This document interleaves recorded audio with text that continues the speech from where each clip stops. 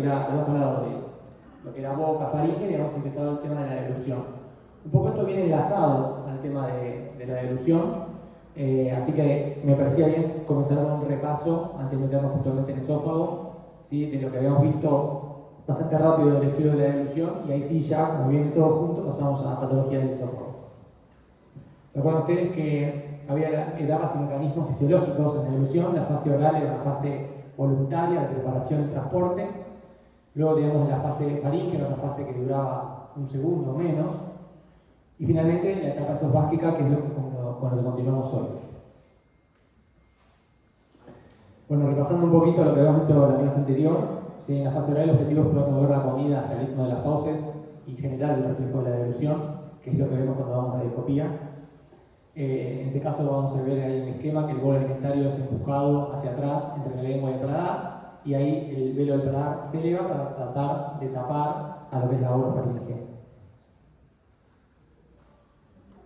Perdón, la rinofaringe. En la etapa faringea, el bolo es propulsado atrás de la faringe por el empuje de la lengua, que es el principal propulsor, la contracción del constrictor de la faringe, que lo que hace es limpiar restos que suelen quedar en las varículas de los senos piriformes, que son lo que ustedes ven cuando se traga en la endoscopía, que queda en los laterales y después se vacía. El efecto de gravedad y la presión del bolo. La llegada del bolo lo que va a hacer es extender a las varículas, provoca una horizontalización del epiglotis, y luego esto se invierte y cubre a la dictus laryngos, ¿sí? A la cavidad de la glotis. Entonces el bolo va a pasar rápidamente a través de la faringe para luego ingresar al esófago. Esto ocurre en menos de un segundo. El inicio de este proceso comienza cuando el bolo atraviesa el arco facial anterior y alcanza a la pared faríngea posterior, que fue algo que vimos también en la clase pasada, los componentes de la pared faríngea posterior. Vemos ahí en el esquema cómo el velo del paladar se eleva, cierra la nasofaringe, la onda dilutoria desciende por la pared posterior de la faringe, y en la imagen de la derecha vemos ya a la epiglotis que cierra parcialmente la entrada de la laringe, y el bolo que se divide hacia ambos lados, que es lo que ustedes cuando están enfrente en la columna del vario, en la videodeglución, y bueno, esto después se une y entra en el esófago. Este es el esquema radiológico cuando el paciente traga. Lo que estamos viendo es la base de la lengua, ¿sí? Acá marcado con la letra T, las valéculas, ¿sí?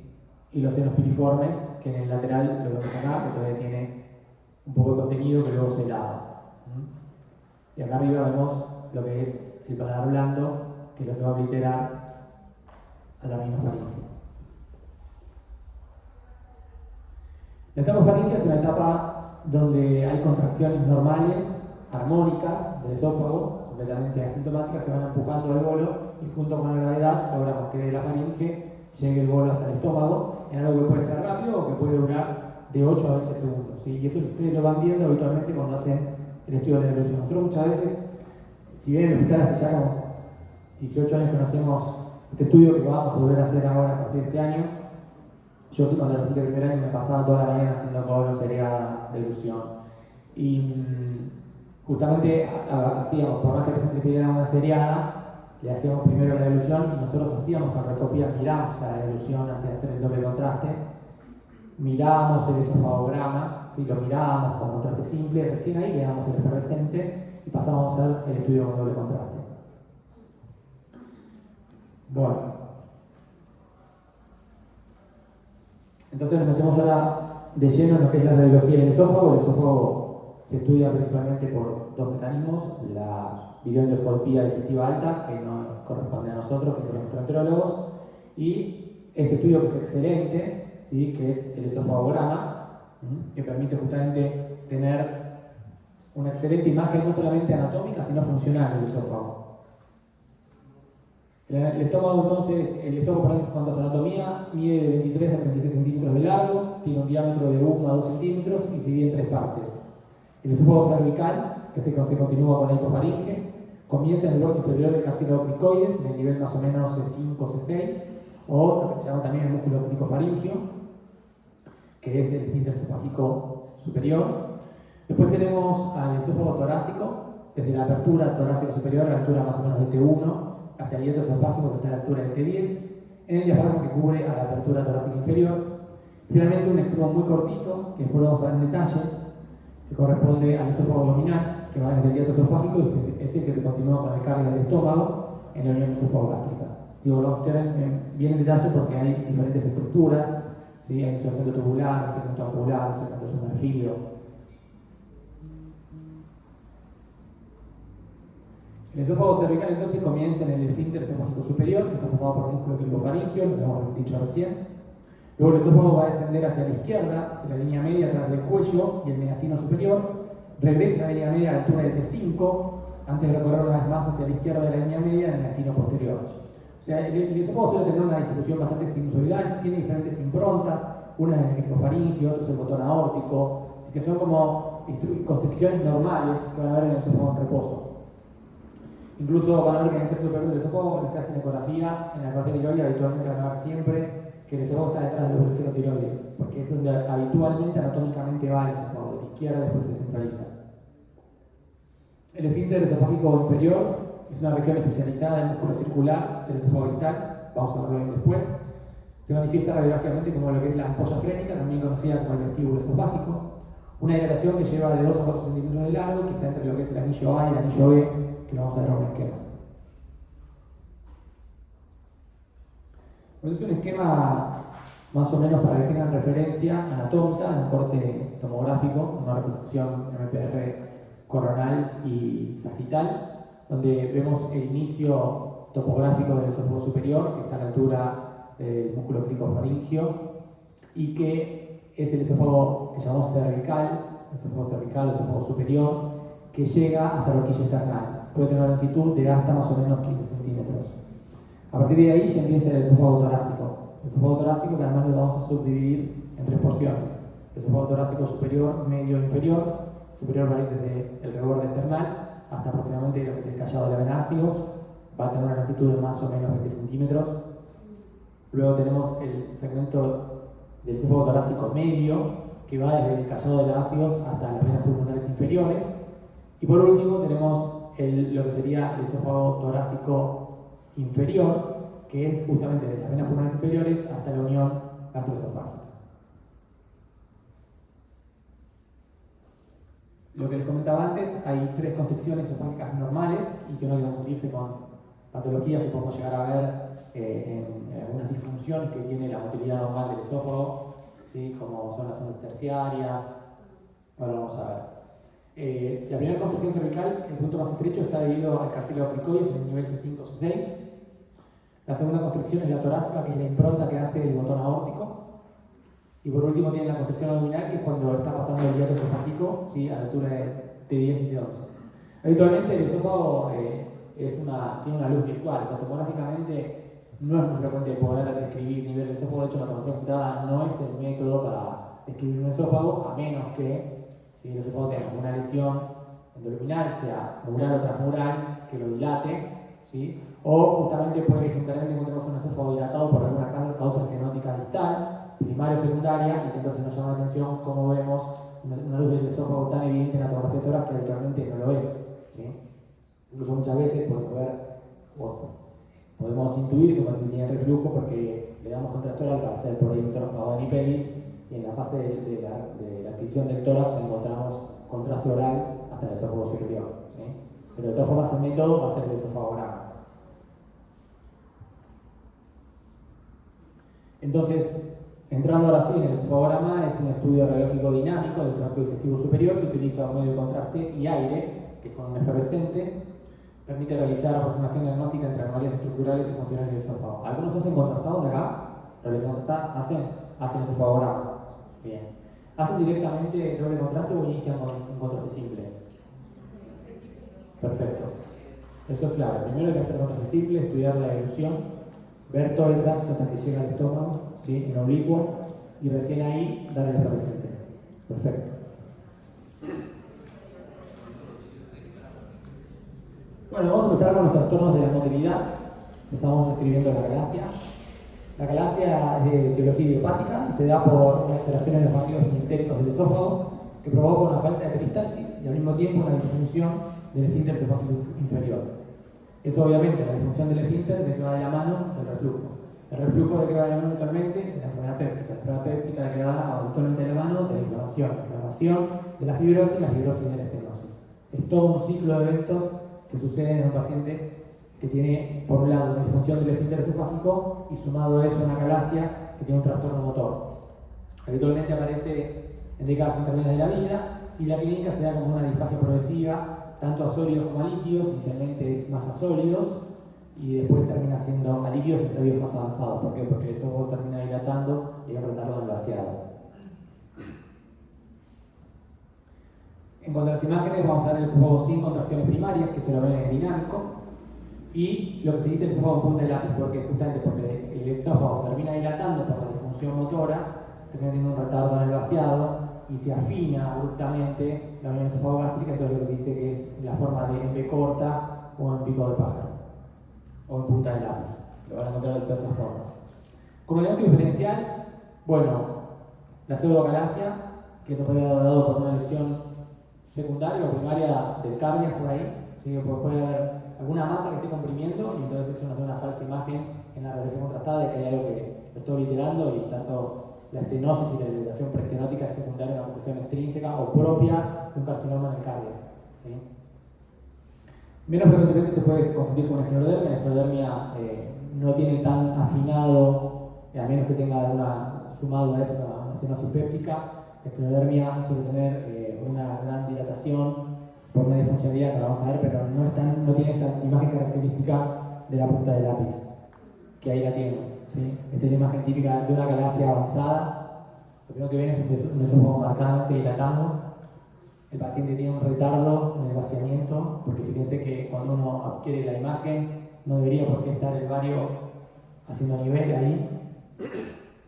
Sin embargo, ven el vario haciendo nivel, ven la característica de la punta del lápiz o del pico de pájaro ahí en la unión esófago-gástrica. Es una mucosa que por demás se la ve regular y lisa, ¿sí? Es un problema puramente funcional y tardío en este caso, por eso se dilata tanto el esófago.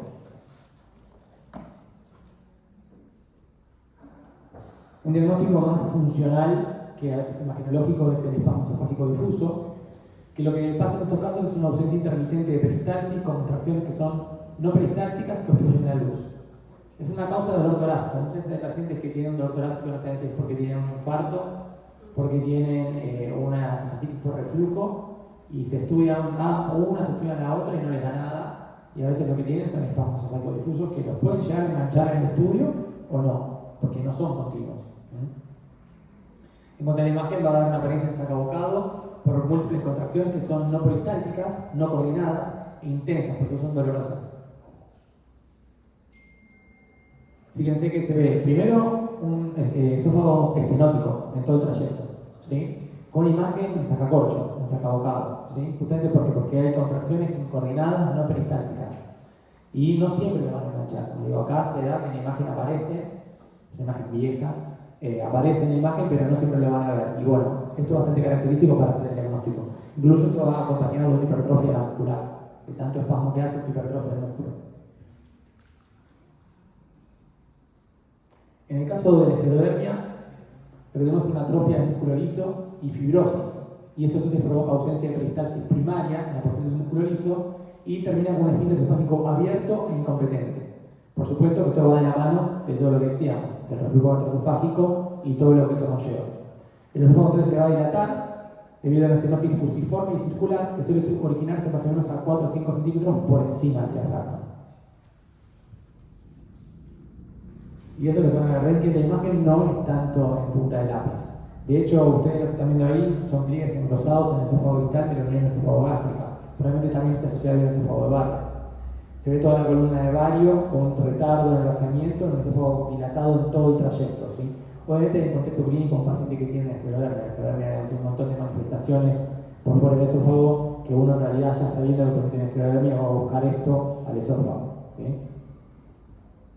O sea, rara vez va a ser el diagnóstico inicial del paciente con esclerodermia esto, porque es un hallazgo tardío de la esclerodermia. Las zonas terciarias son parecidas al espasmo esofágico difuso, es bastante sutil la diferencia, directamente en la imagen medio desenfocado. El esófago no está tan estenótico, en este caso. Son ondas incoordinadas, no propulsivas, pero mayormente asintomáticas. O sea, lo podemos encontrar como hallazgo haciendo un esofagograma a un paciente que no refiere a dolor torácico, ni que tenga reflujo, ni nada. Un esófago de calibre normal, que tiene una apariencia así de sacabocado, con una mucosa regular en todo el trayecto y que tiene que ver con ondas terciarias, que son ondas no propulsivas directamente. Es un problema más fisiológico un trastorno más de tipo fisiológico y funcional que anatómico. Bueno, y acá les quería mostrar el ejemplo del diagnóstico diferencial que les decía de la galaxia, porque ahí estamos viendo en ese que está dilatado, que tiene un retardo en el vaciamiento, ¿sí? Y que tiene la típica imagen en punta de lápiz, acá. Incluso con una mucosa bastante regular, porque no veo ni úlceras, no veo nada, ¿sí? Sin embargo, en la correlación tomográfica se ve un carcinoma de la unión esófago-gástrica, toda esta masa que ven acá, heterogénea, que obliteraba al esófago distal en la unión esófago-gástrica y por eso terminaba provocando esta dilatación y este retardo en el vaciado. Con lo cual, tengan presente también, como diagnóstico diferencial, obviamente cuando ustedes están haciendo la serie de esófago-gastrorenal completa, esto también lo van a ver. Van a ver en el estómago una imagen de defecto de relleno, ¿no? Van a ver que con el paciente no lo pueden distender, ¿sí? Pero a veces si el paciente le vieron un esofagograma y tienen esta imagen, yo lo completaría, me quedaría con, más que nada porque la galaxia no es mucho más frecuente que el carcinoma de Cabex, ¿entiendes? Entonces, amerita, si la clínica del paciente además lo acompaña, a completar con una tomografía, para quedarse tranquilo de que era puramente una galaxia. Bueno, listo con los trastornos funcionales, vamos a hablar ahora de hernia y reflujo, que es por lo que más frecuentemente le piden al paciente el esofagograma. Y acá me quiero detener porque esto es algo que a veces presta confusión, de hecho hasta hay cierta controversia, y que en las pequeñas hernias de hiato a veces queda la duda si es una hernia de hiato o si tiene un anillo de Jackie que está ahí presionando. Vamos a la imagen A, el esófago tubular, que es el esófago que hablamos del torácico, ¿sí? Está marcado por una hendidura circunferencial poco profunda que está marcado con la letra A, ¿sí? A partir de acá, el esófago va a ensancharse, ¿sí? Entonces, el segmento que está entre el nivel A, ¿sí? Dice el segmento que está entre el nivel y la indentación diafragmática, que es lo que está marcado con DI, que es la indentación diafragmática, es una impronta que genera este espacio que está acá, ¿sí? Que es lo que se conoce como la ampolla frénica. Pero otros le suman una imagen más y lo llaman el vestíbulo. El vestíbulo no es solamente la ampolla frénica, por eso lo van a encontrar como sinónimos. Seguimos. El segmento tubular entre lo que sería la indentación diafragmática y el orificio cardíaco, o sea, este segmento que está marcado con la SS, ¿sí? Es el segmento sumergido. Entonces, lo que es la región esófago-gástrica normal, lo que era el esófago distal, normalmente está formada por la ampolla frénica y el segmento sumergido, ¿no? O sea, lo que dice PA, ampolla frénica, y abajo segmento sumergido. Todo eso es el esófago distal de la unión esófago-gástrica. Pero hay muchas variables de esto, no siempre es así. Por eso le traje el ejemplo de B. En B van a haber algunas características anatómicas adicionales. En el nivel A existe potencialmente una banda muscular circunferencial. Esa banda muscular puede ser cada vez más acentuada, muy insinuada, y algunos dicen que eso es lo que se llama el anillo de Jackie, que lo vamos a ver en algunas imágenes, como una impronta, ¿sí? El anillo que genera una gran dilatación del vestíbulo. Entonces, la unión de la mucosa columnar del estómago con el epitelio estratificado del esófago está en un lugar que está en lo que sería el segmento sumergido, el sector superior, y esa línea Z que ven ahí, ¿sí? Entonces, tenemos la línea Z, que algunos dicen que en la línea Z está el anillo de Jackie, pero algunos dicen que el anillo de Jackie está en la unión escamoso tubular, otros van a decir que no, que el anillo de Jackie está justamente en la impronta del músculo de la entrada al vestíbulo o de la entrada al apoyo, pero bueno, eso es lo que van a encontrar distinto. Entonces, la línea Z entonces dijimos que va a estar en la parte superior del segmento sumergido. Después tenemos otras imágenes ahí, que es doble C, que es el carga constrictor, las fibras en cabestrillo, está marcado con la SF, y todo eso va a rodear la porción distal del segmento sumergido. Después tenemos marcado con CR lo que se llama la roseta cardíaca, que está ubicada alrededor del orificio cardíaco. Entonces, en el nivel B, ¿sí? Corresponde la ubicación de la línea Z, y el vestíbulo es todo lo que va de A a B. O sea, algunos hablan de la ampolla, que sería lo que está por encima del segmento sumergido en el esquema 1, y otros hablan del vestíbulo, que sería lo que va desde el anillo anular fibromuscular de la línea A hasta la banda Z, que es la unión túbulo-escamosa. Y a todo eso lo llaman el vestíbulo esofágico. ¿Entiendes? Son diferentes variables de cómo se tensiona el esófago. Y algunos consideran que el anillo de Safti es esa banda fibra muscular que está donde el mísel la apoya, ¿sí? en la línea A, y otros dicen que no, que el anillo de Safti está en realidad en la unión cintural que creo que se marcaría con la banda Z. Entonces, en este esquema vemos al vestíbulo esofágico, que está marcado entre la A y la B, y la B sería justamente la línea Z, ¿sí? Que está marcado ahí con el esquema en la imagen contrastada de costado, ¿sí? Acá tenemos dos vistas de un estrechamiento amplio y suave del anillo muscular en la unión túbulo-vestibular. Y acá vamos a plantear, esto es lo que muchos llaman el anillo de Safti, que es la unión túbulo-vestibular, lo que sería la línea A del esquema, ¿sí? Y que fíjense cómo puede variar en un calibre de 12 milímetros a de 6 milímetros en la derecha. La imagen de la derecha está mucho más acentuado eso, ¿sí? Eso puede provocar dolor. Hay muchos pacientes que tienen dolor y que incluso tienen disfagias sólidos por tener un anillo de Safti pronunciado.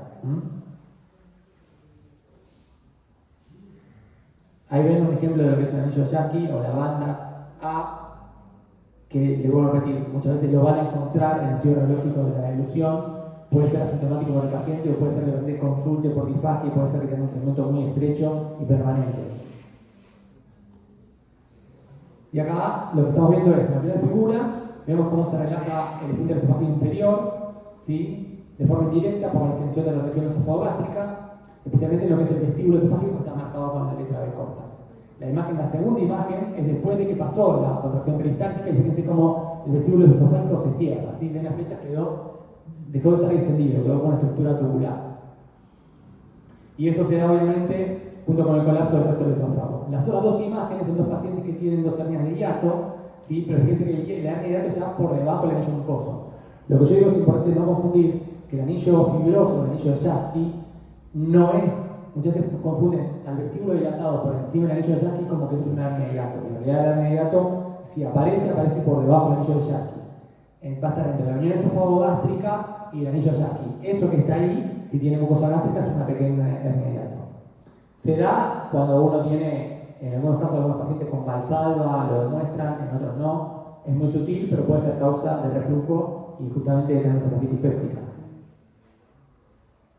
Después está esta que la ve el kiosquero, que es todo el techo gástrico herniado, sí, esto no presta ningún lugar a dudas, pero bueno, muchas veces aparecen así.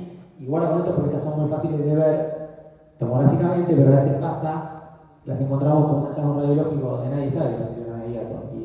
Y están viendo ahí, en el campo pulmonar izquierdo, una imagen radiolúcida con nivel, ¿sí? Un nivel radiopaco, un límite definido. ¿Qué diagnóstico diferencial tendría esto?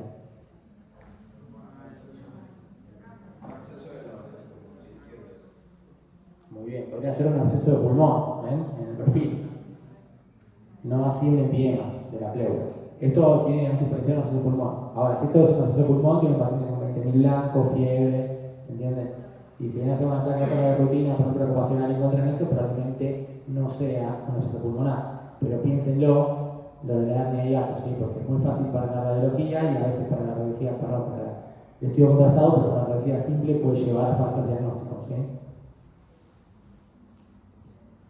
Ya ahora no pasa. En mi época, en realidad, médico que soy, por ahí te venía un clínico y decía, che, podemos hacer una biopsia bajo eco, una punción bajo eco, esto es un absceso pulmónico, vamos a hacer primero una seriada, vamos a hacer una toma. La tomografía no estaba tan, hoy una tomografía es una cosa que está muy al alcance de todos y hace 20 años atrás no lo era tan así. Así que bueno, tenerlo presente, sobre todo cuando clínicamente el paciente no sea un paciente que esté escéptico. Bueno, ahora sí nos metemos en las enfermedades inflamatorias, ¿sí? Ya vimos trastornos motores, vimos hernia de hiato y ahora nos metemos en lo que son las enfermedades inflamatorias. La enfermedad por reflujo gastroesofágico tiene como causa una disminución o pérdida en el tono del esfínter esofágico inferior. Eso causa pirosis, acidez, regurgitación o vómitos, disfagia y dolor retroesternal justamente por la irritación de la mucosa del esófago. En cuanto a las imágenes, vamos a ver alteraciones en la mucosa. Vamos a ver edema, inflamación mucosa, que vamos a ver después que pasa el vario, la columna de vario, el ángulo de contraste, un aspecto granular o nodular, que tiene pequeñas imágenes en efecto de llenado. Esas pequeñas imágenes de efecto de llenado es el edema que está alrededor, ¿sí? De donde se deposita el vario, se edema mucoso que está alrededor, genera un patrón de tipo granular. Habitualmente, cuando ustedes estudian la mucosa del esófago, tiene que tener un patrón liso, ¿sí? Como en el colon, es un patrón liso. tienen que empezar a buscar, cuando se lo ve granular, primero no se haya granulado el bario, lo que pasa es que se granula porque no es bueno, o no le limpió bien el paciente efervescente, pero habitualmente con 2 o 3 tragos se lava, y si se mantiene el patrón granular, tiene que usarlo justamente, puede ser por una esofagitis. Lo mismo el engrosamiento de pliegues. No es normal ver pliegues en el esófago. No deberían ver pliegues en el esófago, ¿sí? Si vemos imágenes que sugieren pliegues, tenemos que empezar a pensar qué es lo que genera el efecto relleno para que se meta como un pliegue el bario ahí. Puede ser una candidiasis, puede ser una esofagitis, y por eso estoy viendo los pliegues. Si veo pliegues en el tercio distal, lo más probable es que sea un esófago de bario, porque los pliegues gástricos son normales. Ver pliegues en la mucosa gástrica es normal, no así en el esófago. Si el esófago distal tiene pliegues, lo primero es un esófago de bario a descartar. Bueno, la ulceración es otra de las consecuencias que trae la esofagitis por reflujo. Y como se ven pequeños acúmulos de bario, justamente el nicho ulceroso, ahí donde se pinta el bario, y va a estar rodeado de un halo radiolúcido. Suelen localizarse distalmente, pero según la causa pueden estar en cualquier lugar del esófago. Pueden ser pequeñas úlceras, prostoides, chiquititas, pueden ser grandes úlceras, ¿sí? Las úlceras grandes, sobre todo, es cuando uno puede ver bien el halo radiolúcido, secundario al edema, creo que se conoce como el signo del terraplén, porque justamente la mucosa está sobrelevada por la inflamación, y se entonces un halo radiolúcido en torno a una zona focal donde se deposita el bario. Bien, es un paciente que tenía esofagitis por reflujo. ¿Alguien quiere, de los que hacen radiología, contarnos de qué se trata la imagen?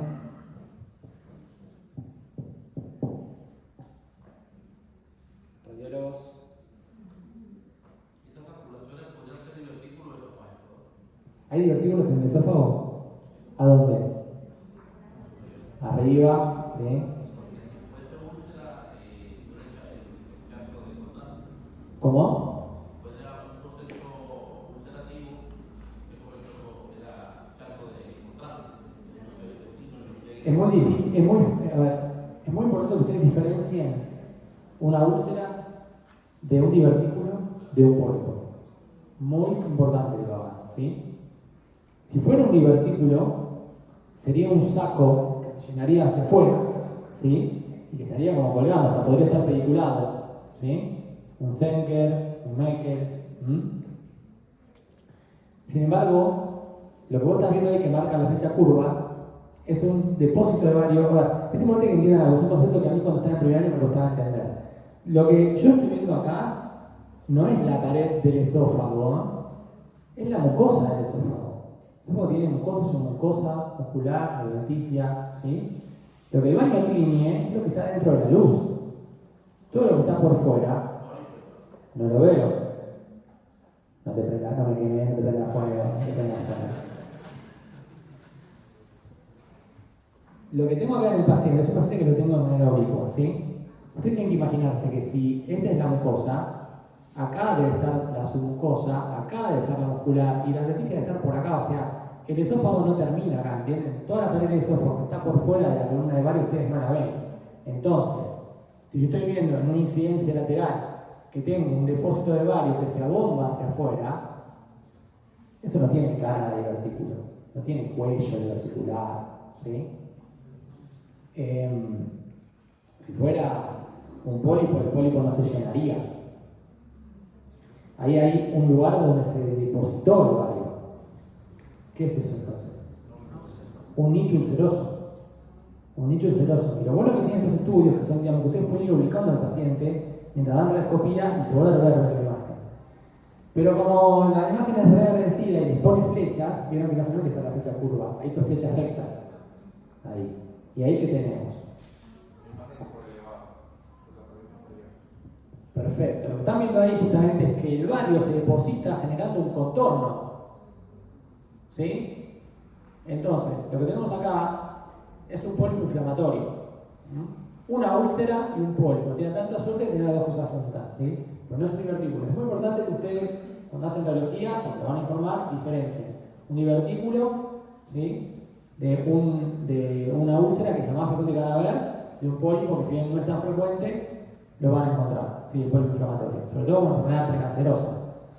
Y además en el esófago, Los divertículos están o arriba, por lo que hablábamos de otra clase, ¿se acuerdan de la construcción del cricofaringo que termina debilitando la pared? O sea que van a encontrar un saco diverticular arriba, o pueden encontrar abajo, si no hay un esófago gástrica, hay un meque, pero después en el medio de divertículos no hay.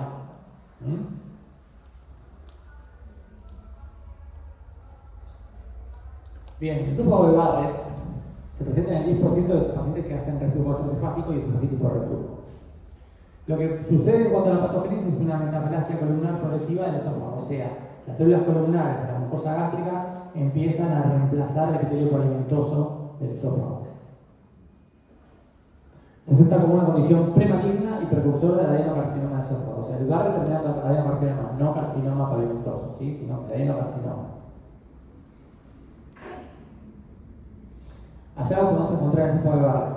Por supuesto, muy frecuente tener un hernia hiato, un segmento estenótico por fibrosis, engrosamiento de los pliegues en el esófago, que no deberíamos verlo, engrosamiento pequeño del esófago distal, pensar siempre en un Barrett, reflujo, claramente, como principal causa, dilatación del esófago distal, úlcera esofágica, patrón mucoso reticular bastante específico, ya que semeja al área gástrica que representa el esófago de Barrett. ¿Sí? Es como ver pliegues gástricos en el esófago distal.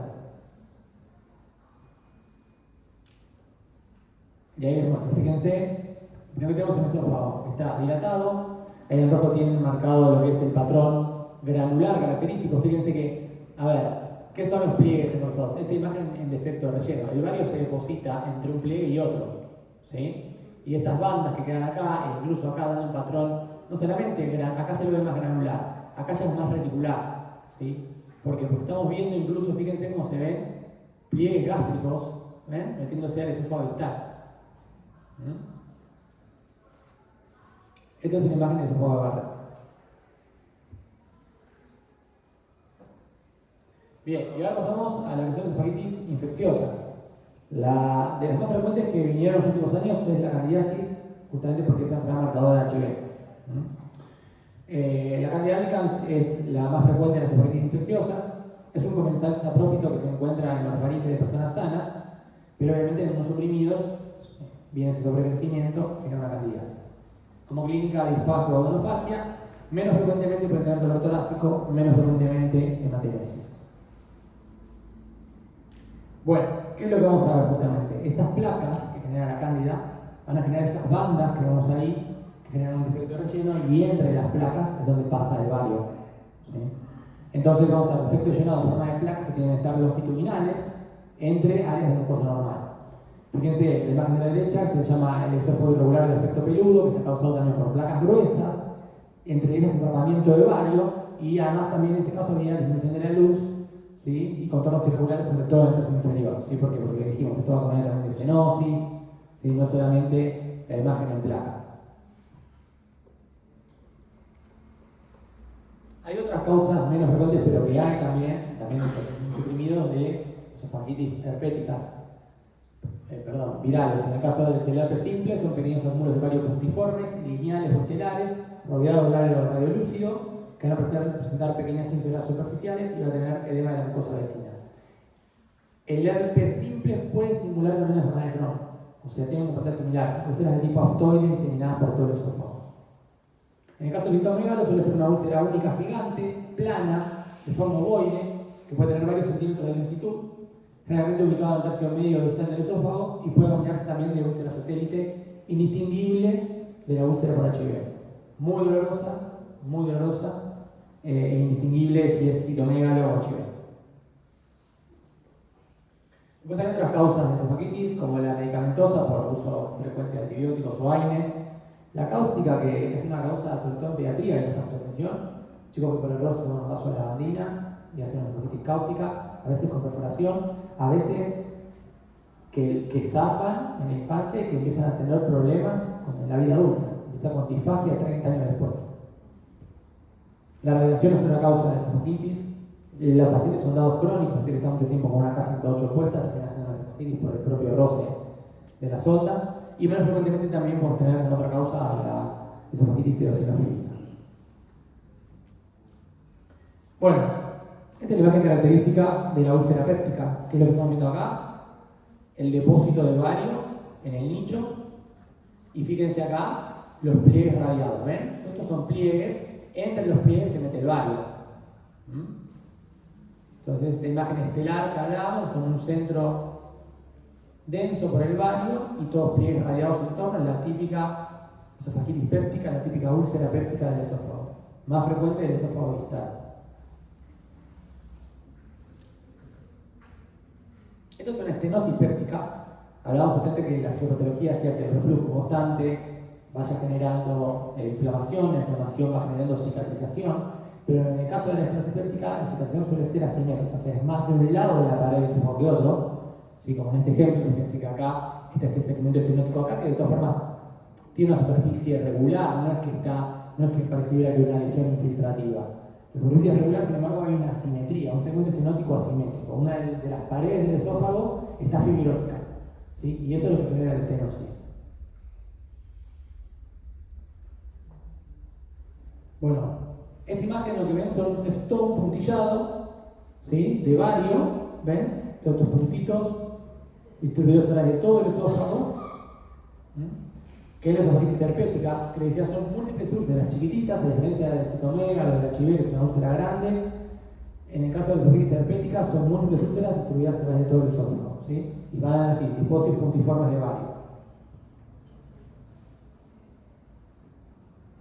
Otra esofagitis herpética, fíjense acá en el doble contraste cómo se ve el depósito de bario con el halo radiolúcido alrededor. ¿Ven este puntito acá? Alrededor del halo radiolúcido, este es justamente el edema de la mucosa circundante que suele estar sobrelevado y por eso no se pinta con el bario y se ve de esa manera.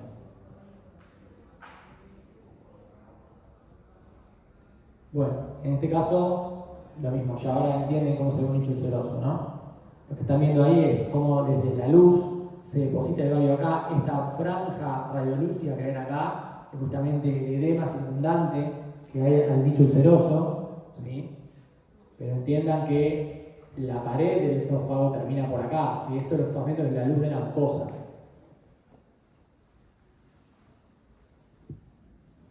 Otro paciente que también tenía esofagitis por HIV, es una úlcera gigante, plana, indistinguible el citomega, y tenía de hecho varias, ¿sí? Porque tenemos una acá arriba y tenemos otra acá abajo, ahí ven cómo se llenó el nicho con el bario.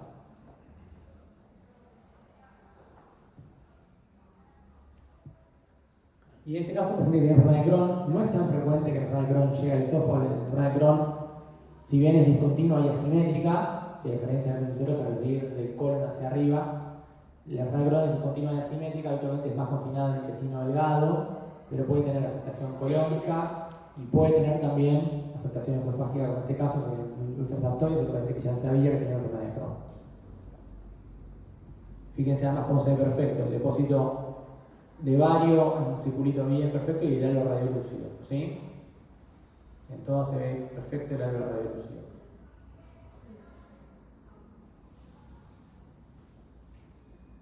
Bueno, en este caso una presentación atípica del esófago de Barrett porque tenía el diagnóstico de esófago de Barrett, pero la estenosis estaba en el esófago superior, ¿sí? O sea, el esófago distal pareciera normal, está un poco dilatado, pero una estenosis del esófago superior que terminó siendo después el esófago de Barrett como diagnóstico final.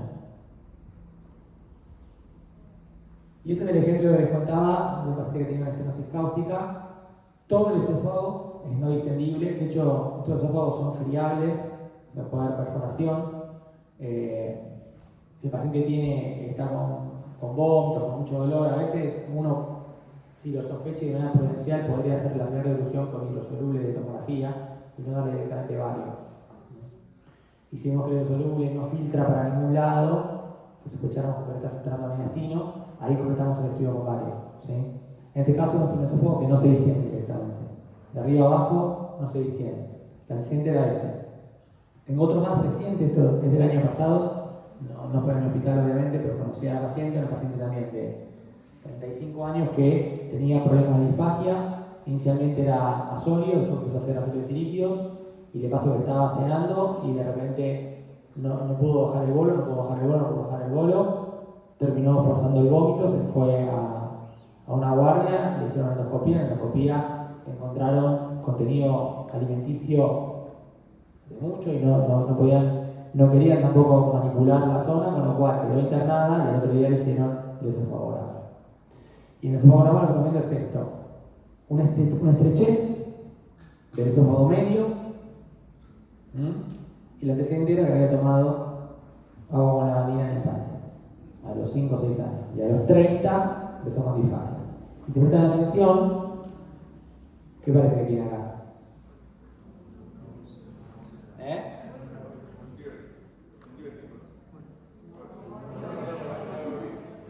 Me corro.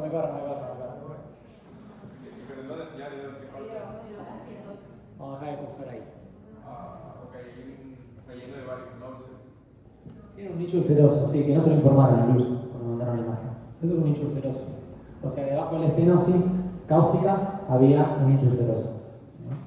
Y fíjense cómo tenía dilatado el esófago.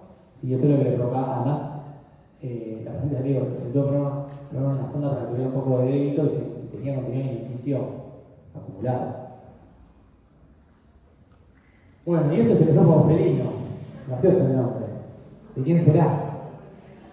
Los gatos tienen así el esófago, este es el ser humano. Esto está asociado, el esófago felino en realidad son pliegues transversales. Les recuerdo, los pliegues es lo que ustedes ven en Radio Lucio, son todos pliegues transversales que no dependen de la muscular propia del esófago, dependen justamente de un espasmo de la túnica muscular de la mucosa. Y esos espasmos generan pliegues que son transversales, que es algo que está asociado a la enfermedad por reflujo, pacientes que tienen o dolor, o que tienen disfagia, no tanto, perdón, más que nada tienen dolor, enfermedad por reflujo, y podemos encontrar este patrón, que es un patrón de pliegues transversales, todo en torno al esófago. Si lo conocemos como felino, porque justamente el esófago de los gatos se le hace un tránsito de vario, van a ver que es así. Tanto que pedían los divertículos, les traje algo que no son divertículos, que es rarísimo, pero que todos eran divertículos. ¿Recuerdan que son sacos que están o arriba o abajo de los esófagos? Esto que ven acá se llama pseudodiverticulosis intramural esofágica. No lo van a ver nunca, pero si aparece, quedan como un genio. Porque en realidad lo que están viendo ahí, es verdad que si ustedes ven dónde está la mucosa termina acá, y fíjense como saliendo de la pared aparecen un montón de imágenes diverticulares muy chiquititas, pero todas tienen incluso como si fuera un cuello diverticular, ¿ven? De los dos lados. Esto en realidad es una pseudodiverticulosis porque lo que tenemos acá son glándulas submucosas que secretan mucina, están dilatadas y que los conductos se enquistan.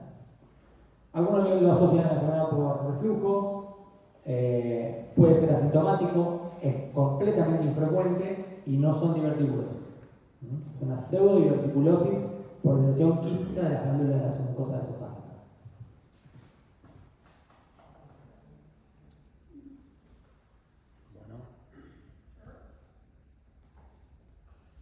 Bueno, entonces, trastornos funcionales, enfermedad por reflujo, hernia de hiato, cerramos con tumores, estamos bien. Más rápido de lo que yo creía. Tumores benignos. Tumor benigno que van a encontrar, yo lo he visto como residente 3 o 4 veces en un año, es el leiomioma. El leiomioma son los más frecuentes, están constituidos por bandas de músculo liso que van rodeados de una cápsula. Como clínica suelen ser asintomáticos, pueden presentar disfagia según el leiomioma, como crece intramuscular, no está en la mucosa, puede crecer de manera excéntrica. En ese caso, el paciente no tiene ningún síntoma, va a ser un hallazgo por ahí hasta tomográfico. Sin embargo, pueden protruir hacia la luz y generar un efecto de masa, y el paciente de hoy terminará presentando disfagia. En cuanto a la imagen, es una masa submucosa. ¿Y por qué digo submucosa? Porque van a ver que la mucosa está completamente, digamos, el vario pintando la mucosa está completamente perfecto. No puede diferenciarse de las lesiones intramurales del esófago, pero por frecuencia uno piensa primero en el leiomioma. Ven, uno diría, porque esto es un pólipo. Un pólipo no suele ser tan grande en el esófago, ¿sí? Y lo que tienen que hacer ustedes además es culicuarlo y ver el dinámico. Van a ver que la mucosa está perfecta, que el llenado de la mucosa es perfecto, por más que lo obliquen al paciente, pero lo que también es un defecto de relleno que genera la impronta del mioma, ¿sí? Y algo que genera una especie de escalón y genera esa imagen de defecto de relleno.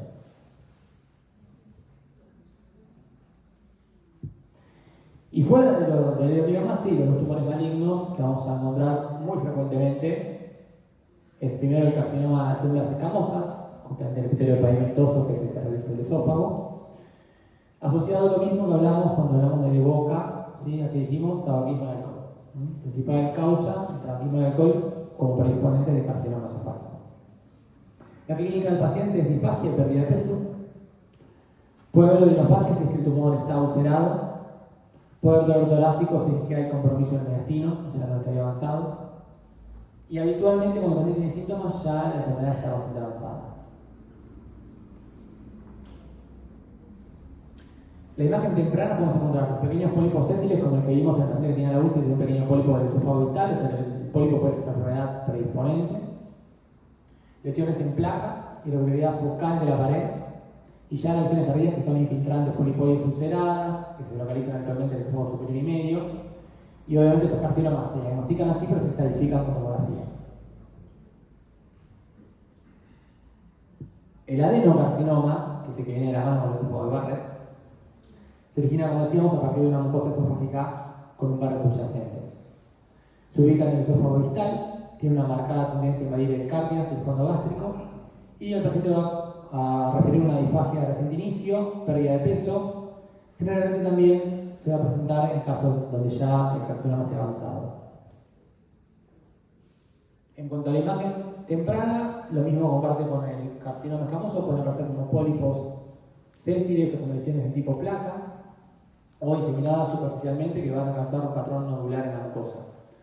Pueden encontrarse también dentro de una estenosis péptica subyacente, y ya tardía, como todo, ¿no? Lesión infiltrante, polipoide, ulcerada, siempre el esófago distal, que va a tener una tendencia a marcar tendencia a invadir el cardias y el fondo gástrico.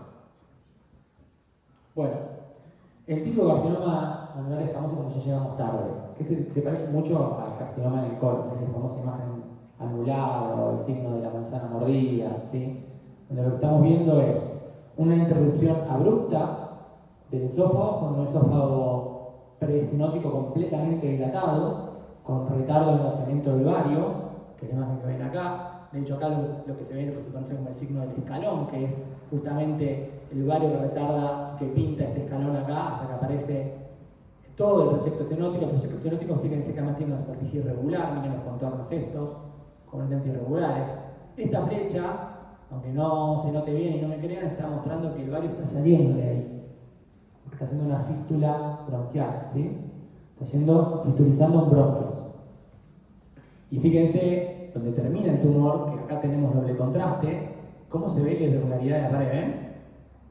El contorno completamente irregular de la interrupción abrupta donde hay tumor y donde hay esófago sano. Este es el famoso carcinoma anular escamoso. El paciente cuando viene así ya está congéstico, de disfagia, con mucha pérdida de peso, suele ser tardío, se estadifica y si tiene chances de hacer la esofagectomía. Después hay un carcinoma escamoso donde vamos a encontrar esto, digamos, una irregularidad en la luz de la mucosa, ¿sí? Fíjense, una superficie completamente irregular en uno de los lados de la pared, con incluso un nicho ulceroso central, grande, ¿sí? Y este es un carcinoma escamoso, que es lo que yo le voy a encontrar, irregularidad en la mucosa, nichos ulcerosos, una interrupción abrupta, ¿sí? Del esófago normal al carcinoma. Este caso es una presentación de carcinoma escamoso que es de configuración polipoide, pero fíjense que a diferencia de lo que veíamos del pólipo benigno, que lo veíamos bien delimitado, con una superficie bien regular, acá lo que vemos es una lobulación completamente irregular en el tercio medio del esófago, que incluso tiene pliegues irregulares, donde se va metiendo entre ellos el vario, ¿sí? Y esto, si bien es una imagen de tipo polipoide, se dan cuenta que viene de la mucosa, esto no podría ser un polipomioma, esto viene de la mucosa, es bien irregular, y ahora termina siendo un carcinoma escamoso que ya tiene una presentación de tipo polipoide, ¿sí? Bien lobulado, bien irregular. Esto es una cosa rara que era un carcinosarcoma, o sea, en una masa irregular, ¿sí? Que ocupaba todo el tercio medio esofágico. El diagnóstico era un carcinoma de esófago, pero era una variante sarcomatosa de ese carcinoma. Y fíjense, el mismo paciente, con 3 meses de diferencia. Si ustedes prestan atención, la columna de vario acá tiene una irregularidad, patrón de tipo granular. Fíjense cómo se ven pliegues engrosados irregulares, vario pasando entre ellos, ¿sí? Todo esto era una lesión, pudo haber pasado desapercibido. Finalmente, 3 meses después, era un carcinoma escamoso completamente agresivo.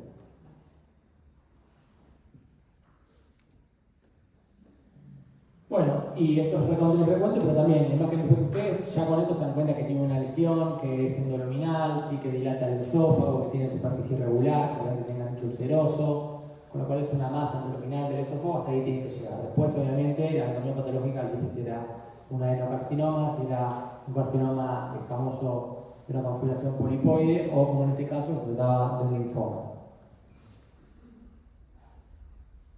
Bueno, muy bien. Tenemos un cortito del tiempo, ¿no? Prometí que voy a hablar con ellos. Bueno, ¿alguna pregunta? Si no, vayan a descansar.